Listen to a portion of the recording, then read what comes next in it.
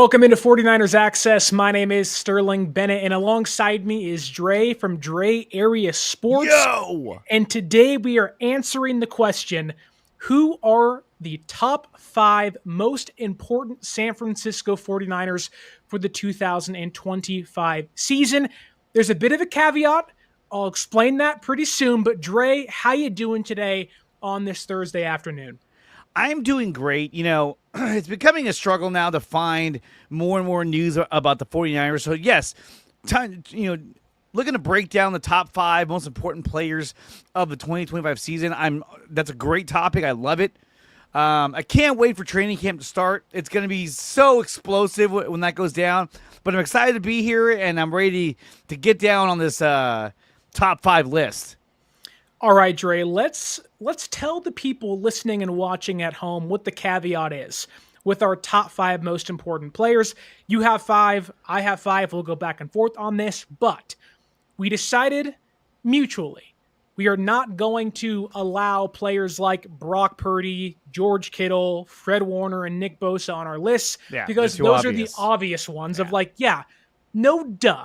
Those are the most important players on this team. They're the best players on this team. You can't pick those. So these are more of the B-plus tier, C-tier players that may not be the biggest names, but could have a pretty big impact on where San Francisco ends the 2025 season. So without further ado, Dre, why don't you give me one of your top 5 most important players for the San Francisco 49ers this season? Well, we talked about some, not going with the obvious players, but there are some players that you kind of just have to go with. I mean, my number one most important player, if we're not counting, Kittle and Brock and Warner, is got to be Christian McCaffrey. He's, without a doubt, he is the 49ers offense this coming season, and he's a player in which you're like, well, hey, wait a minute now. If he goes down, it's kind of like Steph Curry getting hurt in the playoffs, where without Steph, the Warriors' offense just doesn't work. And so without Christian McCaffrey, you lose a huge part of your offense. And not only that, but the Niners' offense is basically geared around his strengths and his skill set. And so for me, he's a huge important piece for 2025. I mean, when you go back to 2023 when he was actually healthy, he had 272 carries, over 1,000 yards, almost 1,500 yards rushing, or 1,500 yards. He had 21 touchdowns, and that's in 16 games. I mean, the guy was impactful every time he was out in the field. So he's my number one. Out of all the top 5, he's my number one most important player going into 2025. Yeah, CMC feels like he's in that elite tier, but there's so many questions about his health and can he maintain throughout the entire season that I think it's okay to drop him down, because if he's healthy and looks fast and not slow, he may be an offensive player of the year candidate again, but because there's so many lingering questions as to can he stay healthy, will he be out there for an 18-week season, and plus hopefully playoffs are involved in that, it brings him down a peg. But I agree with you, he isn't on my list, but I do think Christian McCaffrey, when you talk about how bad last year was for San Francisco, I could argue San Francisco's offense, although they had Kyle Shanahan and Brock Purdy for most of the season, they didn't really have an identity. And a lot of that came from the absence of Christian McCaffrey. And you can argue that without Christian McCaffrey last season, they just didn't know who they were. Their offense didn't function very well. Absolutely. It was Brock playing hero ball. Obviously, there was a lot more injuries included in this conversation that we're not having just yet. But I think that when you talk about if you plucked one player away from San Francisco and said this guy's not going to be available for most of the season, Christian McCaffrey may be the most important one, not named Brock Purdy and Trent Williams on the offense. And you can even say maybe altogether he is this team's second most important piece on the entire roster, not named Nick Bosa or Fred Warner. So I agree with you there. You went really high and really a great player for your first one. Well, I'm going to bring things down a peg for mine. Yeah, it was very high, but it was in the sense that he's so important to this team offensively that I think for me, he has to be the most important piece that has to be healthy this coming season. He's right behind me. He's right there. Literally, he's right there. There he is. And you're still right because when he's out there and he's healthy, he's an offensive player of the year. He was a near MVP. Like Yes. there are not many players in the NFL when healthy like Christian McCaffrey, the ultimate game changer, whether it's on the ground, through the air. He just does everything so well. We even saw him throwing touchdown passes 2 years ago, 3 years Yeah. ago. So he's so dynamic, as my friend Chris from 957 The Game would say, where it's like, if he's not out there, your offense looks different. And I'm a little concerned that because Deebo Samuel's no longer in the offense, he doesn't just replace Deebo when it comes to reps and play style or how they utilize him, but we saw when Deebo Samuel wasn't on the football field how Kyle Shanahan's offense just couldn't operate at all. That's my concern. So let's say it's week 4, week 5, or whoever they're playing, and Christian McCaffrey's a game time decision. He makes a game plan around Christian McCaffrey. Boom, CMC can't play. And it's like, we don't know what we're doing now. The game plan's out the window. That is my one concern, but it goes into more your point as to why Christian McCaffrey is so important to this team's success this year. I think you're muted, brother. Football is a game where, you really strategize, you plan based on the players you have out there. And so if McCaffrey is not there, you've installed all these plays based on having him there. And I think we saw last season when he wasn't there, we saw other players trying to fill in for him on some of these plays, namely Deebo Samuel. And you saw how he wasn't really able to kind of produce what McCaffrey did.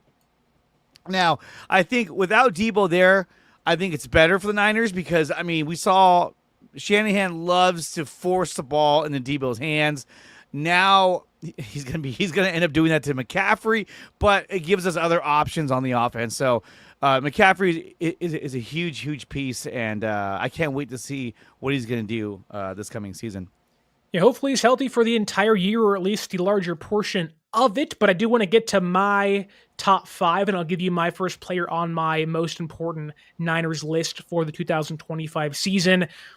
Mine is a very unpopular name, a name that most fans wish no longer played in San Francisco, a player that I think a lot of fans, if they never heard his name again, would be very, very happy.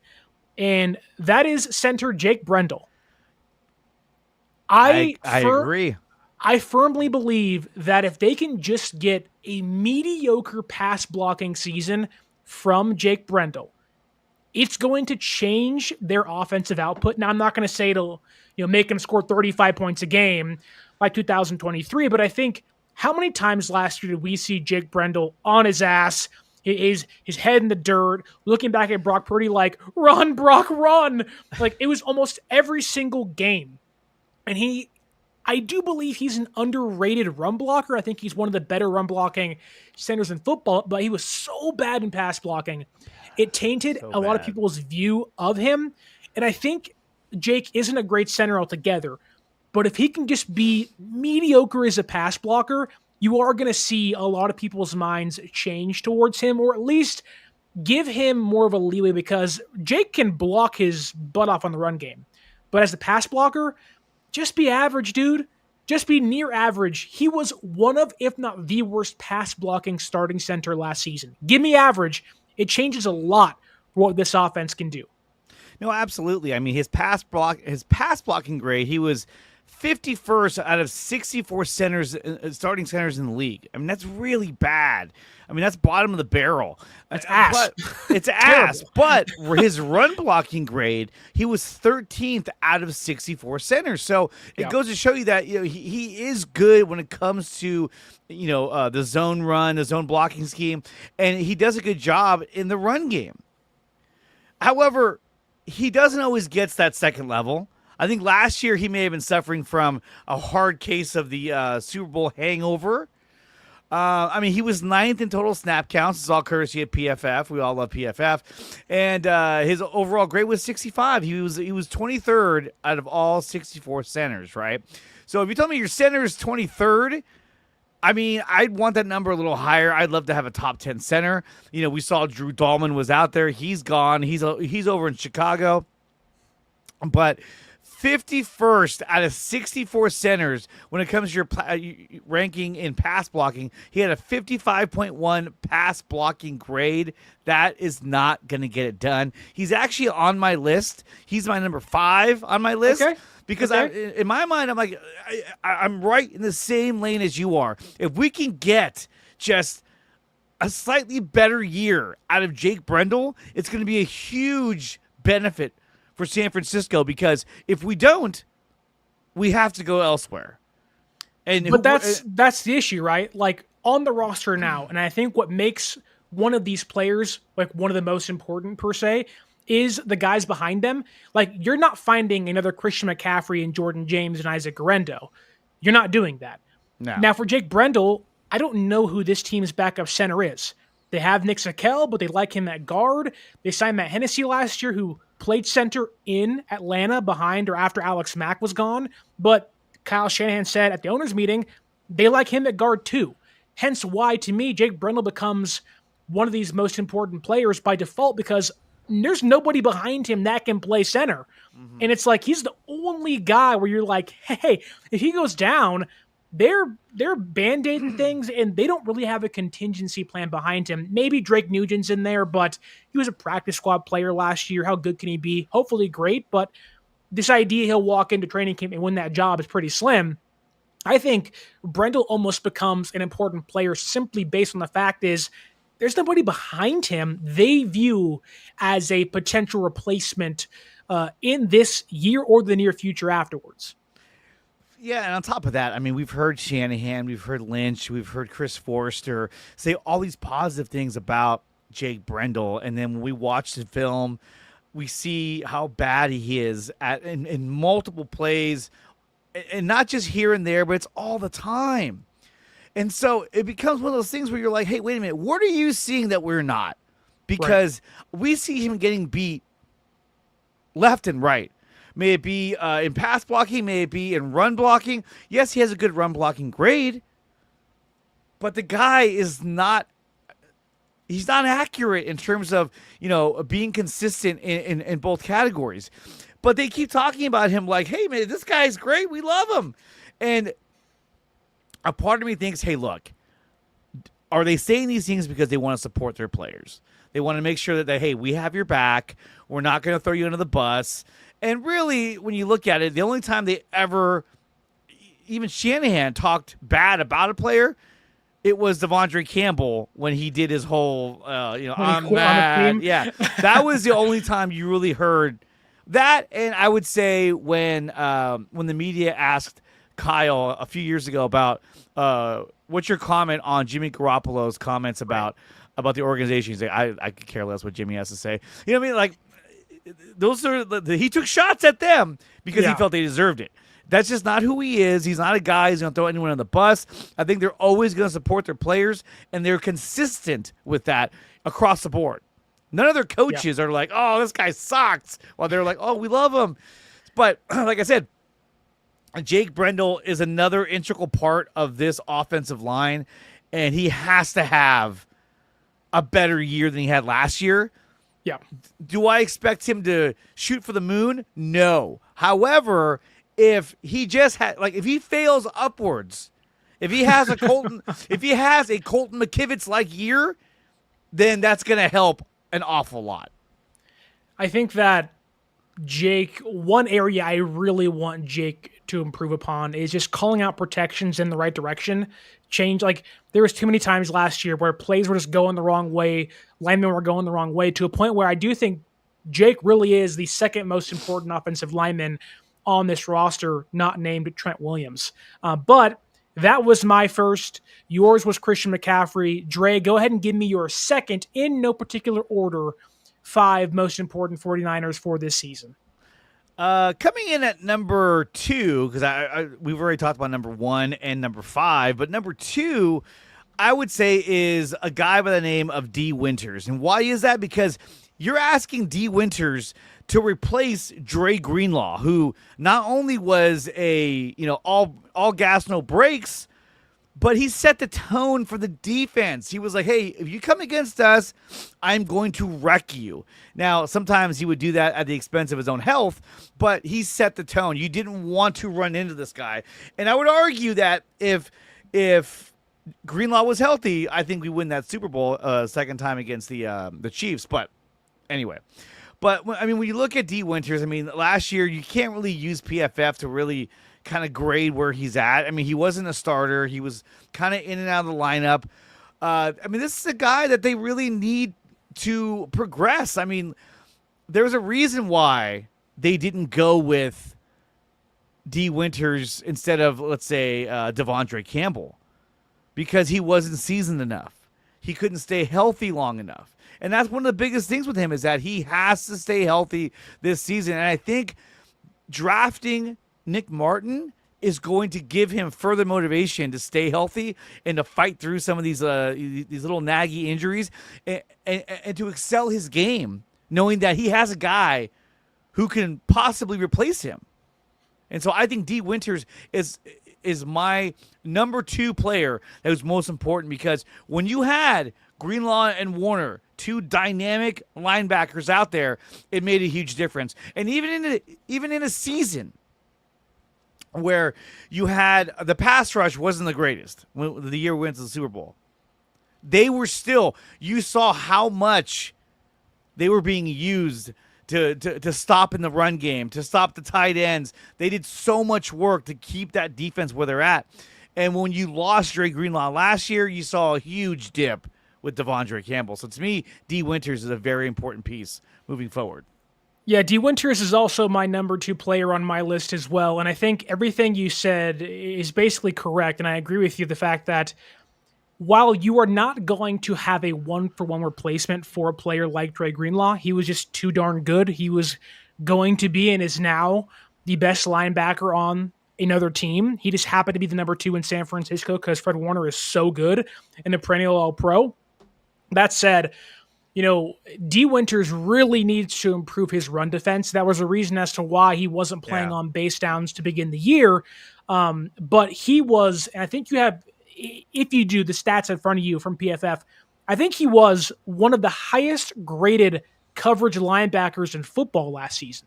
I think it was upwards in the 90s at a certain point last year. His coverage grade was 80. He was a 6th ranked linebacker in coverage. So coverage-wise, he was great. It's because he's fast. He's fast. Yeah. He's an athlete, all gas, no brakes. He has the speed necessary to play in a San Francisco 49ers defense. He has that sideline-to-sideline speed that Saleh and DeMeco Ryans really covet. And I think that all the talk of, well, Nicholas Martin's a 3rd-round pick and he'll overtake D. Winters, I don't think that's the case. I think if San Francisco really wants to be successful and wants to go back to the playoffs, although Winters isn't, Fred Warner, he is going to be a very important piece of the defense this year. His coverage skills already are going to be, coveted, and that's what you want. But if he can improve his run defense, get bigger, get stronger, which it seems like he already has in OTAs and whatnot, bulking up, hoping he can be more durable during the year, be a better tackler. He's overrunning plays and does, in some form or fashion, have traits of Dre Greenlaw, where great coverage player, but sometimes he's almost too invested in a player. I'm trying to say, like, he overruns plays. It's over aggressive. Yeah. And you're like, dude, if you can just be more, controlled chaos. That was what Dre Greenlaw needed to be at times. If Winters can be in that group of controlled chaos as a linebacker, you're going to see this defense be tremendous over the middle of the football field. And when you have so many offenses nowadays targeting inside the numbers, and you already have one of the best, guys that can take away that spot, middle of the defense being Fred Warner, you give D. Winters on the boundary playing next to him, covering linebacker or covering running backs and tight ends, and maybe at times bigger receivers. It's going to change how opposing offenses play them. But also, if the defensive line comes to play this year and they can actually get teams into longer 3rd downs, you're going to see D. Winters' coverage ability come into play more often than not, and it's going to be a big game changer for them. So we're on the same page with our number 2 player being D. Winters. I want to move on to our number 3 player, Dre. You talked about your number 2 first. I'll give you my number 3 first. And fingers crossed they aren't the same player, because my number 3 most important San Francisco 49er going into this season is wide receiver Ricky Pearsall. When is that your guy? He is. He's my guy. He was actually next on the list, was Ricky Pearsall. Okay. So let's go right into it. Let's do it. So you don't have Brandon Aiyuk for what seems like probably until late October, maybe early November at the latest. And obviously you want BA to come back and be fully healthy and look like his former self. But then in the meantime, it's Pearsall, it's Jennings, it's Demarcus Robinson, it's Jacob Cowing. It's a lot of guys that do not have the skill set of Ricky Pearsall. The speed, the separation they can create against man in zone coverage. And I think all of that is very coveted in this offense, where you saw Brock Purdy with the healthy Brandon Aiyuk 2 years ago flourish, having that man separator, guy that knows where to sit inside zone coverage, create open space for them. Mm-hmm. And I'm so grateful and thankful is the word I want to use here, because he's out there bulking up and working with Purdy, Kittle, and Cowing during the offseason, getting himself ready. And I'm really hoping that with the full offseason ahead of him and a full training camp session, a full preseason, barring injury, which he's already hurt, if he can stay healthy, I think Pearsall becomes this team's number 1 wide receiver. Nobody else on the roster that is healthy can do what he does every single play. Mm-hmm. And we saw his near ascension late in the year. He played really great against the Lions. And I think you saw a first-round talent kind of blooming late in the year. And I think you would have saw it earlier had he not got shot during the offseason. And I think now when he's not got a bullet in him and will be healthy, you're going to see Pearsall come to play and really become an important factor in this offense from week 1, hopefully until whenever he's retired. No, absolutely. I mean, you look at Pearsall, he's 6'3", 189 pounds, a first-round draft pick. They traded up to get him? No, they didn't. They made a trade, right at the very end of the first round. But they took him, and this is a guy that nobody saw the Niners taking. They saw something in this guy. He ran a 4.41 40, so he has speed. But he got shot, and I thought that was a fake article when I first saw it. I was like, no way, whatever. And then it turned out to be true. And again, I think that also kind of derailed the 49ers and what their offense could do, because now you had Brandon Aiyuk, who was clearly out of shape. You had Deebo Samuel, clearly out of shape, and suffering from 20 pounds overweight. 20 pounds overweight at multiple times this season, and he was hurt at times as well. No Christian McCaffrey, but we saw the ascension of like a Jawan Jennings, which was really, really good. But Pearsall, I think, brings a lot more to the table than even what Jennings can do. I mean, his overall receiving grade is 63.9, but a lot of these PFF grades, you can't really take them with much merit, because the fact of the matter is he was injured most of the year. He was shot. You know what I mean? It's one thing if he tore a muscle, but he got shot. So that's like a whole recovery process. It's really funny to watch the fan base react in a moment and then look back on that moment and just kind of laugh and go like, wow, had you just been patient, had you just kind of let things play out. And in the moment, and I can tell you exactly where I was the minute Pearsall got picked. And in a mock draft leading up to that draft, 2024, I had San Francisco taking him in round number 2. I didn't think they'd go at 31 overall, no. Ricky Pearsall. That said, at the time, they had Brandon Aiyuk, albeit he wasn't signed yet. They had Deebo Samuel, albeit they were talking about trading him. But at the time, it felt like there was a redundancy. It was a luxury pick, because you have 2 other guys. You have Jawan Jennings. Like, why are you taking Pearsall for? But now, like, that pick felt like and feels like a necessity. Like, thank God they drafted Ricky Pearsall. Could it have been somebody else? Sure. But I think just having Ricky Pearsall on the roster, having him waiting in the wings to take over for Deebo Samuel, like, think about this.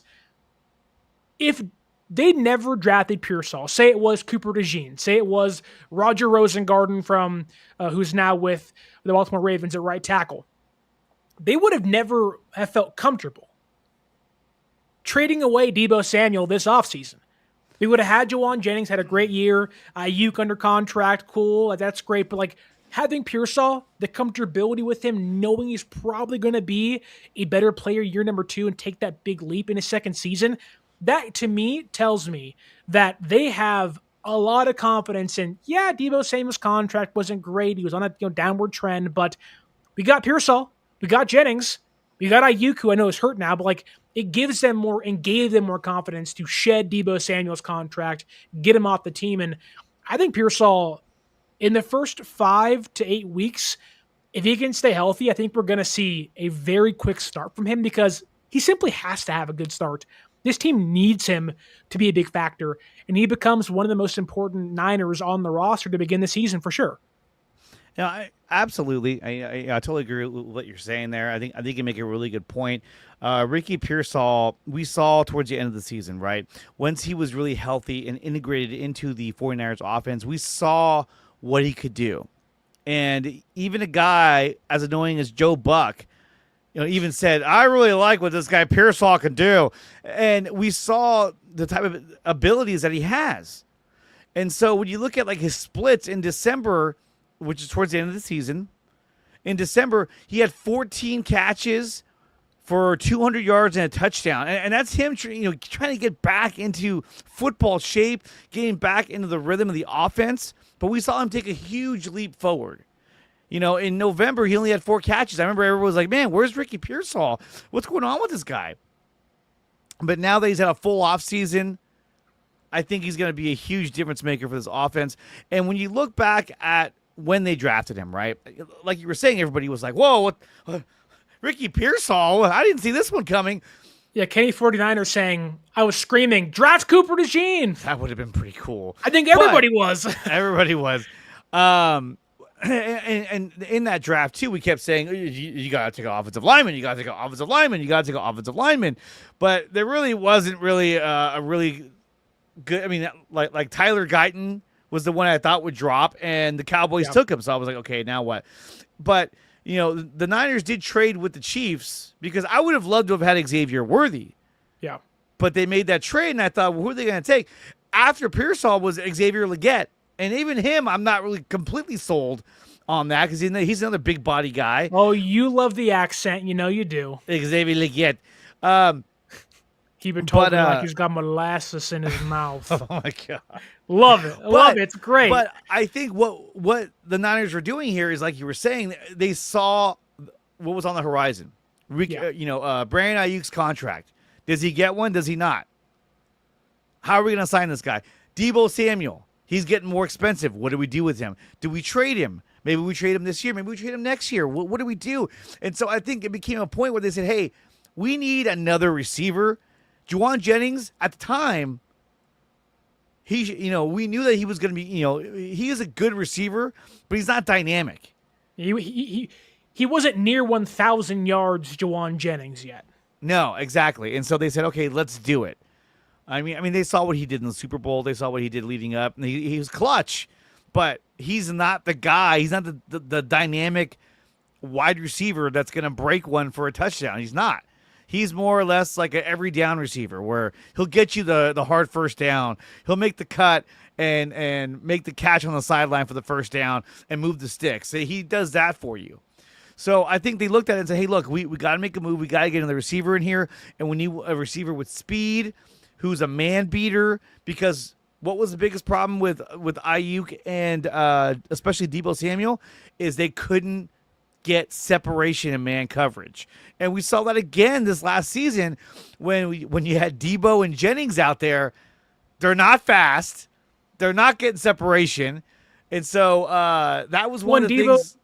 And Deebo's not physical enough at the catch point like Juwan Jennings is. Like, he's not going to use his body and his frame to go out there and make plays, where if you have Juwan Jennings out there on one side, who's a bigger guy, big slot guy, 6'3", 6'4", uses his long arms, can make plays, go up and get it, reach out and get it, and you have that shifty Ricky Pearsall on the other side, it just gives your offense more dynamic play styles to work with, which is what you'd want if Aiyuk and Pearsall were there together. But we will have to wait a long time to see that. But I think that, Pearsall, like, kind of like Jake Brendel, like, he has to have a good year. He has to be a major factor or at least an integral piece into the offense. And if he can stay healthy, I'm not going to say 1,000 yards incoming, but I think Pearsall can have a Brandon Aiyuk like impact on the offense, where he'll never be an All-Pro, he'll never be a Pro Bowler, and Pearsall is probably never going to be a $30 million per year receiver. But I think Ricky Pearsall is going to surprise some people that say first round pick. Ew, you're going to say this year, first round pick. Look at that guy. Like that was worth the wait to watch. Yeah, I think that he can produce what Brandon Aiyuk was doing in 2023. I think he could be that guy. I think he has the ability to do that and the ability to create separation, and because he was brought in to be a man beater, and I think he's going to give them that type of ability. Now, Aiyuk still has to come back. When he does come back, it's going to take him a couple of weeks to really get into the rhythm of things. And we saw his recent posts on social media, and we're like, "What are you doing, dude? Stop!" I love it. But they're not trading him. No. As much as we talk about, as much as we talk about, Terry McLaurin, the Commanders are not going to trade McLaurin. They're not, because he's healthy, he's ready to win now, and why would they want to trade? Hey, Jaden Daniel, I know you love Brandon Aiyuk, but we can't wait till October to get him back. No, we got to win now, and not to mention, the Commanders' schedule is likely going to be much harder this season than it was last season, because they were coming off a down year and they got a favorable schedule. While this year, going all the way to the NFC title game, you're going to have a much tougher schedule going into 2025. I want to say quickly what's up to the Smitty, Kyle Chipto, Kenny 49ers, and our boy Aaron, 49ers First Takes in the YouTube chat with a super chat, saying, just checking in on my dudes, holding it down until training camp starts. Hope you are both doing well. Hashtag 49ers, hashtag no fifth gear. We're doing good, Aaron. We're doing good. We're vibing. We're surviving. Good. Thank you so much for the super chat. Next time, though, I want you to send 5 separate ones with $1. Singles only here, dude. Yeah. It's like a strip club. Singles only. Let it rain super chats with singles only. I also want to pause for 1 second to remind the folks out there, if you want to go to a Niner game this season, or with baseball in full swing, nearing the All-Star game and the trade deadline, if you want to go to any of your hometown teams' baseball games or concerts this summer, go to SeatGeek.com and save yourself $20 off your first purchase by using our promo code 49ersaccess, 49ERSACCESS at SeatGeek.com. And you can also grab your case of goat fuel while you're in the description as well. Click that link. It is the best energy drink on the market, better than Rockstar, better than Monster. It is, to me, the top tier drink on the market, and it's also even better because it was made by the GOAT himself, Jerry Rice. So get your tickets on SeatGeek.com and get yourself some GOAT fuel with the link down below. You can save yourself some money along the way. Okay, Dre, let's get to Kenny 49ers always puts this in here about the GOAT fuel. Better than Booty Sweat. Now, if you don't get that reference, that's from Tropic Thunder. I don't think Kenny's out here saying he likes literal booty sweat, but if you do, it's all your prerogative, brother. But that said, I have not tried the drink booty sweat just yet, but if you can give me a can, I'll give it a try live on stream. But Dre, I want to get back to our top 5 most important 49ers for this season. We have Christian McCaffrey, we have Jake Brendel, we have D. Winters, and we have Ricky Pearsall. I believe you have 2 more left. I do. Okay. What do I have? 1, 2, 3. Yeah. So I have my next player is a cornerback. No, it's not Deommodore Lenoir. I have all faith and confidence in the world that he's going to have. We have the same guy. It's Renardo Green is the guy that I have next. And the reason why is because there's a lot riding on the development of Renardo Green.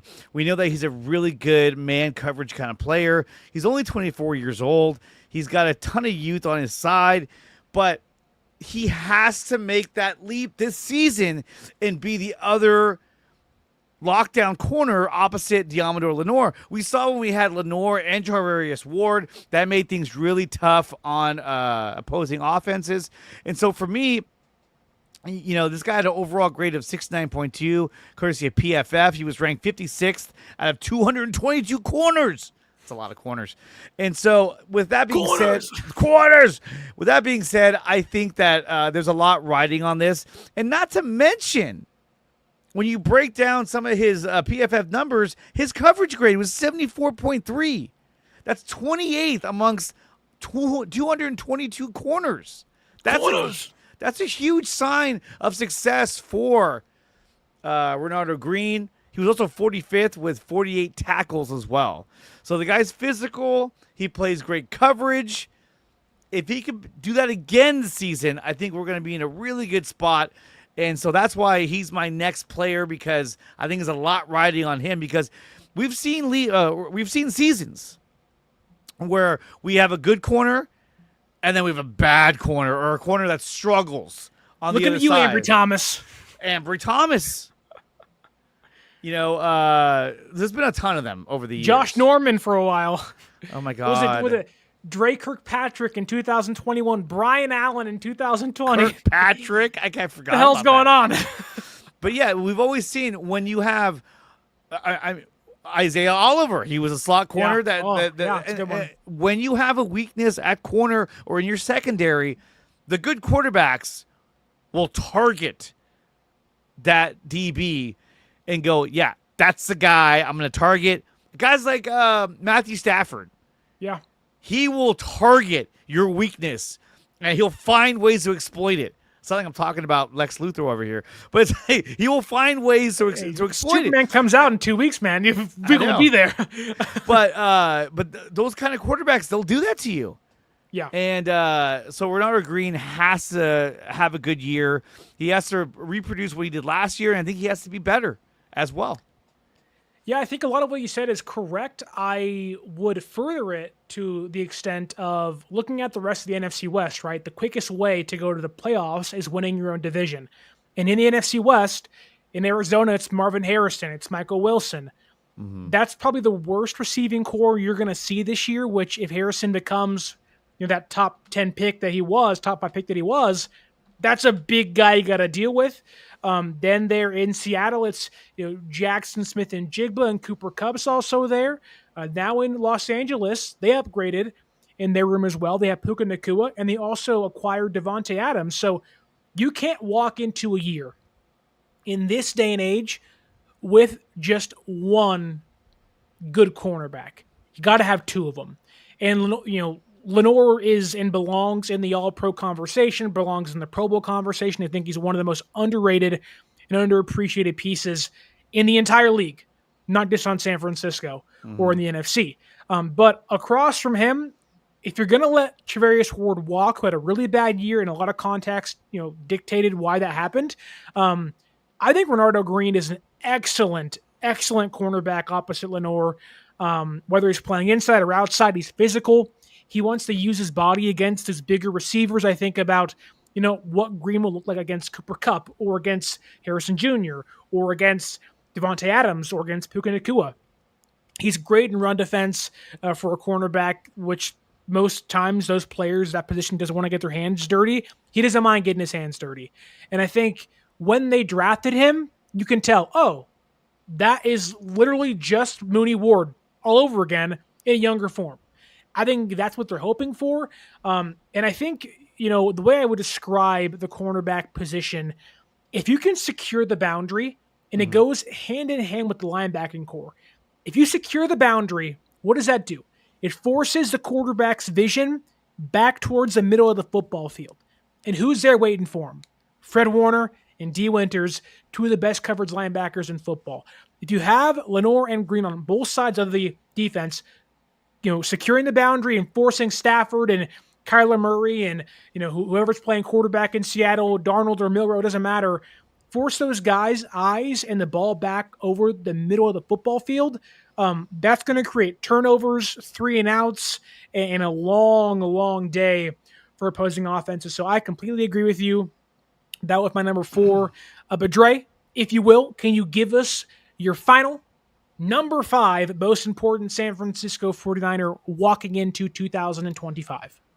Well, I mean, I know we were just talking about Renardo Green, but when you look at the players that we've had in the past that have really plagued us when you have a weak corner, you got guys like Marquez Pope, who had one good year. And I remember he struggled when we first had him out there in the 90s. Just recently, we had, I should say recently, but not too long ago, we had Nate Clements. We thought, oh, this is it. He struggled, but he had some good moments. And if you go even farther back, you got like Antonio Langham, who they signed. But this is a guy in green that we drafted and we're developing. And so I think, he'll have a good year coming up in 2025. But the other guy, this is my last one. Since we picked Jake Brendel together, I have one more that I'm going to throw in there. And to me, this is another guy that it's a make or break year, and he really, really, really needs to step up, and that's Jair Brown. This is a guy, unless we go out and sign another safety, which I don't think they're going to do. People talked about Justin Simmons and all that. Julian Blackmon, thank you. If Jair Brown goes out there and has a year like he had last season, we're in bad shape because he was not good last season. He struggled mightily. And I don't know what it was. Maybe it was because Sorensen sucked, so he sucked too. But it's all his fault. Get him out of here. It's all Sorensen. Get him out of here. So he has to have a bounce back year because he had a really good rookie season. He picked off Patrick Mahomes in the Super Bowl. Yep. And then he followed up that year with a really poor season. And so for me, Jair Brown's got to step up because, Malik Mustafa, we know his potential, and we saw what he can do last season. Now, he's going to miss maybe the first week or two. I don't know. It depends on, how he's recovering. If he hits the PUP list, then he'll miss the first 3 weeks. But I think Jair Brown has to hold his own out there at safety. Yeah, I think the Niners are in better position at safety than people want to give them credit for. I get it. They're relying on some players that are unproven or players that have had one good year of two. I love Mustafa. I think he's going to be a superstar. I think he's going to be a playmaker, hopefully for a long time in San Francisco. And I get Jair Brown has, I don't want to say detractors, but he certainly does, I guess, after last season.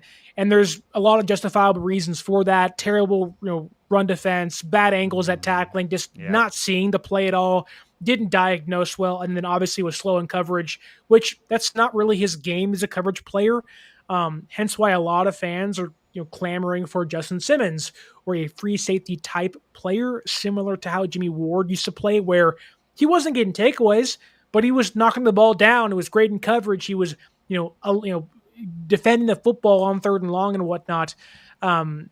That said, am I wrong to believe that Jason Pinnock and Richie Grant and maybe to a lesser extent Marquis Siegel can actually be sufficient enough behind Jair Brown to not make it a make or break year for him? Or at least, maybe that's not the way to word that, but to make it so if he does struggle, the bumps in the road for him are not felt as much by this defense. I think Jason Pinnock is going to be a huge help for San Francisco in terms of covering in that safety position, giving them more depth. Yeah. But you got a lot of guys that are unproven. And so with the season we got in 2024 from Jair Brown, that's what we have to see again. Now, we know he's not fast. He's not the fastest safety out there. So he does struggle against some of the guys, with big speed. But if he doesn't play like he did his rookie season, then I see the Niners going in a different direction, possibly after next season or midway through this season if he continues to struggle out there at safety. I want to see him find success. He came onto the scene kind of late in the year, dealing with some injuries when they first drafted him. But there was a lot of potential there. I remember Larry Krueger talking about Jair Brown. And then when he got out there, the guy was just nails. He was killing it. Yeah. He had the big pass defense in the first play, or not the first game he got put out there. He picked off Baker Mayfield to win that game. Yeah. Which again on was like first 45 game. to 10, but still. Yeah. Still. But and that was huge. And so he needs to find a way to reproduce that kind of production again. I think he really can. I don't know what happened last season. Once we get into the training camp and they start asking the questions, they might bring that up, but I highly doubt he'll throw someone like Sorensen on the bus. But I think that Sorensen he was in over his head. Yeah. And everything slowly kind of fell apart. I really don't understand that hiring. I know they promoted him, but that was so bad. But I think Jair Brown has to have a bounce back year because you don't want to play the game where you're like, okay, he's struggling, get him out, get Pinnock out there, and all of a sudden, like, yeah, you're like, oh, yeah, and okay. all of a sudden, they're like, oh, and you're watching the game and you go, wait, what happened to? Where's Pinnock? Where'd he go? And then you look on your phone, Pinnock, a strained hamstring. And you're like, oh, God. And then all of a sudden they got to bring, Grant out there. And, you're playing that rotation game. You don't want to do that. You want to have your mainstays out there. You want your corners.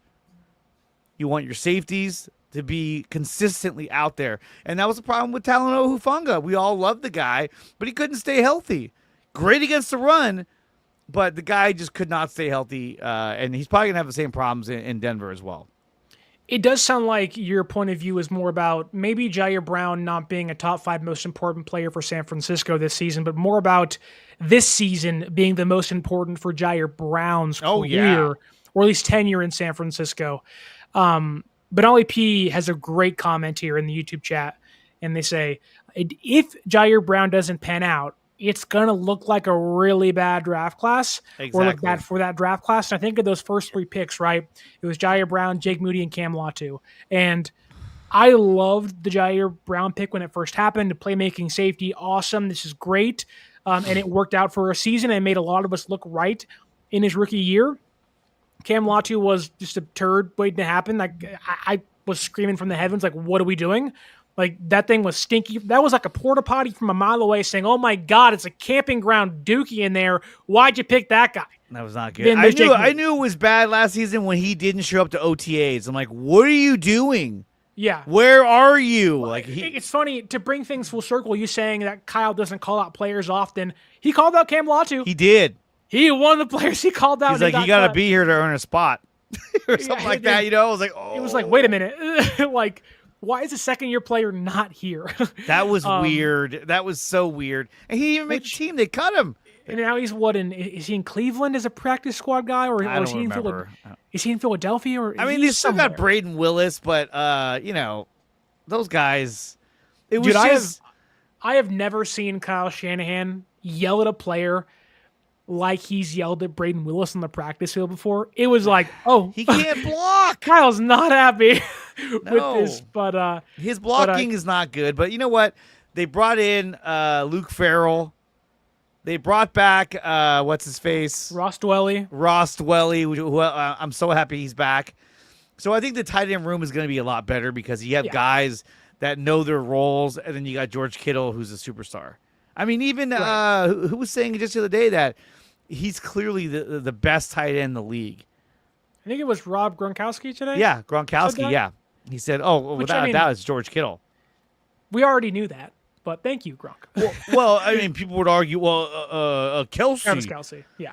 But Travis Kelce had like a mental breakdown, or he had like a midlife crisis in the Super Bowl. That was so weird. Dude. His stupid hair, and he just looked lost the entire time. It was like, what is happening?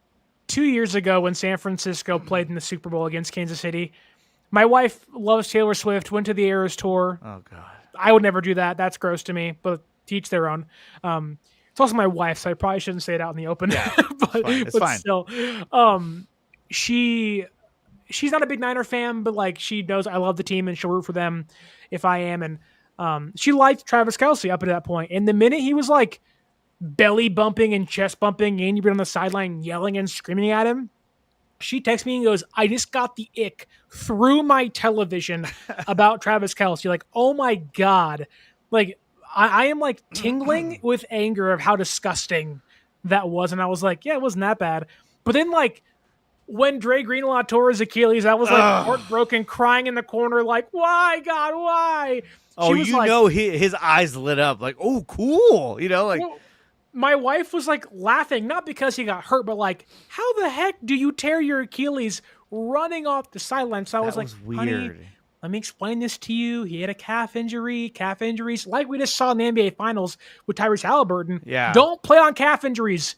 They're terrible for you. Or don't They push it lead to either. torn Achilles. Don't play on them. My goodness. But we talked about, Braid Willis and Jair Brown and Cam Latu, and I do want to end today's show by revealing my final top 5 most important San Francisco 49ers with a caveat at the end of it being the B tier players that I think will, and if they are on the roster come regular season, will have a big impact on San Francisco's season, either good or bad. My final one is Jake Moody. Yeah, that's a big one. I think Jake Moody is, I know he's overlooked. I know he's hated for a lot of reasons, and many of those are justified, and it's earned for where he was picked, for how bad he's been, for the injury he had. I think if Jake Moody is healthy, I think he is one of the most important players on the roster. We saw during the Harbaugh era how important it was to have David Akers. We saw early on in Kyle Shanahan and John Lynch's era how important it was to have Robbie Gould. He was good as gold for a reason. Unfortunately for Jake, he's been good as mold for the last 2 years. Been really bad. And you can try to justify as to why he's bad with the injury, but it's been bad in more than one aspect. Kickoffs, field goals, PATs, it's all been kind of a crap show for him. And I don't know if he's kind of, a head case and doesn't know what he's doing, or just gets in his own head and kind of freaks out. But I have seen Jake Moody make 65-yard field goals, 67-yard field goals. They told the fan base he had a perfect workout. And last year, when this team was 6-11, they played 7 or 8 one-score games. Half of those were dictated by less or equal to a field goal. If Jake Moody can start making his kicks, this team goes from 6-11 to 10-7 fighting for a playoff spot. I think Jake Moody is one of the most overlooked yet most important players on this roster coming into this year. You could argue that some fans would say that one of the most important players is Greg Joseph because they want him to take over the kicking spot of Jake Moody.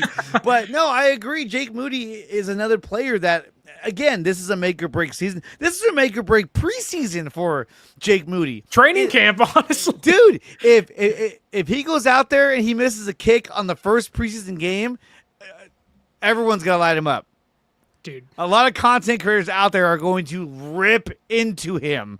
And there's a lot riding on his performance for himself. And we saw last season when he came back, which if he wasn't 100%, why did they rush him back? I don't get that. But we saw when he struggled, it just went from bad to worse. And he was the second worst kicker in football last year. He was horrible. Second worst.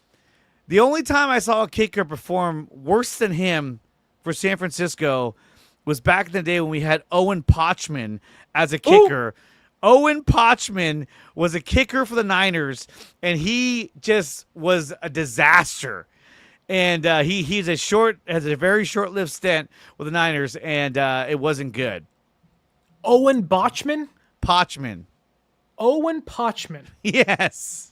Who is this man? You're making up names, dude. I'm not. I'll look him up right now. But I got it. He was number 11. Oh, thank God. Brandon Aiyuk's number. There we go. He was horrible. And then he was so bad that I remember he missed a kick, and it was one of many he missed. And then on the kickoff, he kicked the ball out of bounds. I remember Joe Starkey was like, "This is not about having a bad kicker. This is about a player's inability to focus and concentrate on the game." I was like, "Oh my God!" He was even mad. He was like, "God." I have the stats right here. Owen Pochman played 6 games for San Francisco in 2003. He made 3 of his 8 field goal attempts total. He was bad. Right? No. He was 8 for 15, a 53.3%. It was really. What year was that? My God, 2003. So that's like, is that like at the tail end of the Garcia era, or is that like firmly in Tim Rattay town. Oh God, Let's they were see. 7-9 that year. Man, It's not a good year. Is that Garcia? Or is that? Let me see. That feels like it's Tim Rattay. Let's see. Let's see. Hold on, I'm trying to find a roster. Garcia played 13 games for them, went 5-8, benched him for Tim Rattay, he went 2-1. Yeah, this was the Dennis Erickson era. So I think this was hell on earth. This was Garcia on the way out, and I remember we all thought like, "Hey, Tim Rattay, this guy could be like a Peyton Manning." He was horrible. Oh my God! I mean, what's funny is that their offensive coordinator that year, Greg Knapp, their defensive coordinator was Jim Moore Jr. Remember him? What a staff! Everybody was like, "Man, Jim Moore Jr. This guy's gonna be great." And he ended up living going in the upside down. My goodness. He went to UCLA and then nobody ever saw him again. It was bad. We had Terrell Owens. We had Fred Beasley. We had Garrison Hurst. Remember Ty Streets? What the heck happened? It's not a good year. Jeremy Newberry was our center. I'll take him. So that's the year that Mariucci left for Detroit then, right? I think so. It would have had to have been, right? Like, it would have had to. It's funny because you look at the players on that team, like you got Tony Parrish as your strong safety. Oh my God, Zach Bronson. I forgot about that guy. Dude, Mike Rumpf. Ahmed Plummer. Remember him? Remember Zach Kesey? Zach Kesey. He like Tarzan, man. That guy was awesome. Jeff Ulbrich. Derek Smith. Oh my God, I forgot about that guy. Julian Peterson. Andre Carter. You think in 2003, Jeff Ulbrich knew that 22 years later, his son would text college athletes saying they were getting drafted on draft night and then get himself fined like thousands of dollars? I know. What an idiot. I can't believe his son did that. Was it to Shadur Sanders, wasn't it? He did to Shadur and like 2 other people. I mean, why would you do that? I mean, come Which, on. like, one is like really messed up, but also like, what a great prank if no one found out it was you. Well, like, yeah. That's incredible. It's really bad, but that's incredible. Man. You know what, though? I think that's right. The kicker that year was Jeff Chandler, who we drafted. He was a 4th-round pick, and he got hurt, and that's when they brought him on. And then drafting mid-round kickers doesn't really work out for San Francisco, is what you're saying. Doesn't. Well, Jeff Chandler was all right, but whatever. Anyway, that's going back to 2003 San Francisco 49ers. You mentioned Owen Potchman, which I had no idea who that was. Oh, I just found him. Was it Jim Carney was the kicker for the Panthers? Was that his name? And the Saints? I think so. They're in the Super Bowl, I think, and he kicks the ball out of bounds. Oh, the Panthers? And you're like, dude, what are you doing? I know. And he gave him the ball at the 40-yard line. I was like, oh, they're fucked. I was like, dude, why would you have done that? That game is my first memory watching a Super Bowl. I was at my house eating KFC honey barbecue wings for the first time ever. Had no idea what was happening. All I knew was we were against the Patriots. God. We were going for the Panthers. And my dad being this like yelling every expletive at the screen, like, you mother is. I was like, what's going on? Face covered in barbecue sauce. My mom's like, it's okay, honey. Don't cry. Don't cry. Dad's been angry at the television. Like, that's wow. Man, I remember watching that and I was like, all right, so here we go. And the kickoff went out of bounds. I was like, oh, what? Why? Whoa, why would you? What? And then they gave him the ball at the 40-yard line and they won the game. What's worse, having a field goal blocked in the Super Bowl, having your gunner run into your kick returner leading to a fumble that leads to the opposing team's touchdown, which became the biggest difference maker in that game, and losing in overtime, all in the same game, or being Jim Carney? I don't know. I mean, what's his name? Who missed the kick for the Bills? That was a bad one against the Giants. Yeah. What was his name? I forgot his name now. But that was a really bad. That was the first one. That was Owen Potchman, actually. Yeah, right. but that was the first one when he missed the kick. Against the Giants. That was the first of many, like, oh, kickers can screw you over. Oh, man, this is not good. And not to mention the long snapper for the Broncos. First play of the game against the Seahawks in the Super Bowl. He hikes the ball right over Peyton Manning's head. I was like, oh my God, that was the end of the game right there. Dude, I was a junior in high school, being like, I have my thesis due the next day, 20-page or paper has to get done. Walked in, said, I'll watch the Super Bowl instead. I'll figure things out later. Watched the first snap and said, never mind, I'm going to go work on my paper. It's over. And I hated the Seahawks, too. I hated them so bad. Yeah.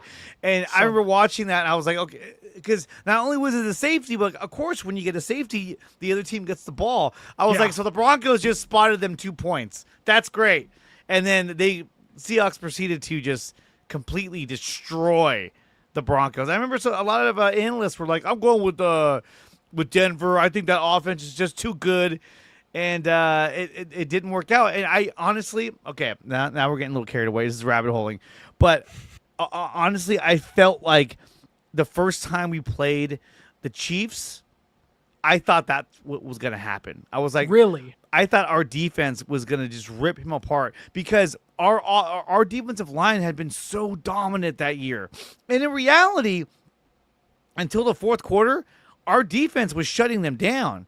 Yeah. The problem is, and what happens every time, or both times, the Niners play the Chiefs, is that the offense can't fully pull away from them.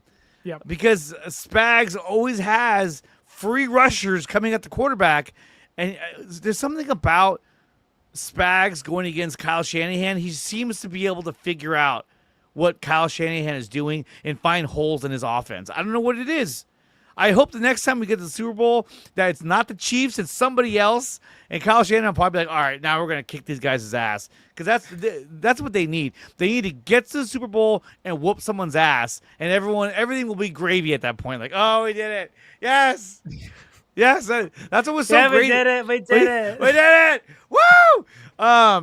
That's what was great when we beat the Texas Rangers with the San Francisco Giants. Oh, yeah. They kicked the crap out of them. I mean, we lost one game, but like every game we were just dominating them, And it was just like, oh, this is great. This exercise all the demons. You're just like, oh, this is great. And even Madison Bumgarner being a rookie pitcher just completely shut them down. Dominant. You're just like, wow. Tying things back into what the actual topic of this podcast was supposed to be. Like this is the Giants 2014 beer mug. There we go. They can't win games against the Marlins, but they can win 3 World Series in 5 years. God, 10 runs they gave up. I was like, what's going on? Dude, this terrible. But wrapping things up here, our top 10-ish or so most important San Francisco 49ers were, I believe, Christian McCaffrey, Jake Brendel, D. Winters, Ricky Pearsall, Renardo Green, Jair Brown, Diamador Lenore, I think he was in there too, and Jake Moody. I am a little shocked. Neither one of us took a single defensive lineman. I thought about that. Didn't take Michael, didn't take Alfred Collins, didn't take Bryce Huff, couldn't take Bosa, but, still. I think, and I don't want to go into it, but if I had to pick one, it would probably be Alfred Collins because the guy hasn't been healthy yet, and we haven't seen what he can really do, and he hasn't proven he can stay healthy. It's really early in his career. But that's a guy who needs to really step up when he is healthy and show the rest of the league and the organization, what he's capable of doing in the NFL. But another guy that's got to bounce back is Bryce Huff, man. If that guy comes back and he's got to be at least a Samson Ebukam. You know what I mean? Like, he has to at least get to that level. If he's less than that, then it's like, dude, this is a waste. Which, Ebukam is the most, vanilla, gets the job done edge rusher in football. That's what I'm saying. You love him. You love him. He's fine. I love the guy, but I'm giving him, the easiest comparison. Like, hey, if you can do what Samson Ebukam did, I'll take it. It's like, we almost went to the Super Bowl with him. It was 30 tackles and 7.5 sacks and 30, not many. Man, I mean, again, they're trying to recreate that 2021, 2019 defense. Just give me half of what D Ford gave you in 2019, but play every single game and I'll be cool with it. Yeah. Dre, it was great having you on. Great to talk the top 5 or top 8-ish most important San Francisco 49ers, not including Brock and Fred, and Nick Bosa, and all those guys. Let everybody know in the YouTube comments on the audio podcasting platforms where they can find you on social media and your show. You can find me on X over at DreArea Sports, on YouTube at DreArea Sports. Make sure to go to my channel, like, share, subscribe. I go live at least two to three times a week, and I actually had another stream scheduled for this time with Raj from our RSF Niners, but he canceled because he had something else that came up, and that's why when you were like, "Hey, can you do this?" I was like, "I could do it at 6," because that's when I had set up, and you were like, "Let's do it." So yeah, timing is everything. It is, and you can also follow me on Instagram at DreArea Sports. If you want to support my channel, obviously just go and subscribe to my channel. That's all I ask. Anything more than that, you join me on Patreon.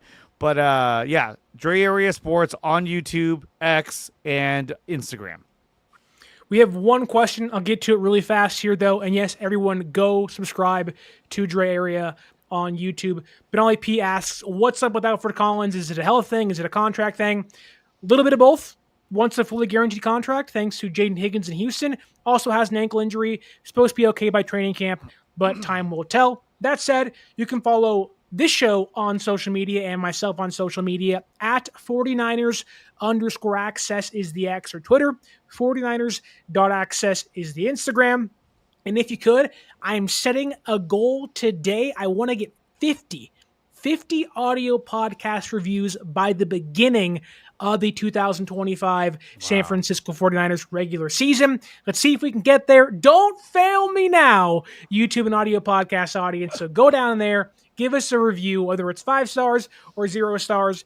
Tell us what you think of the show. How can we get better? What's been worse? Tell me all your thoughts in the comments below. And if you can as well, drop your top 5 most important San Francisco 49ers, not including Brock Purdy, Nick Bosa, George Kittle, and Fred Warner. And with all that said, my name is Sterling Bennett. That is Dre from DreArea Sports. And as always, until next time, stay faithful.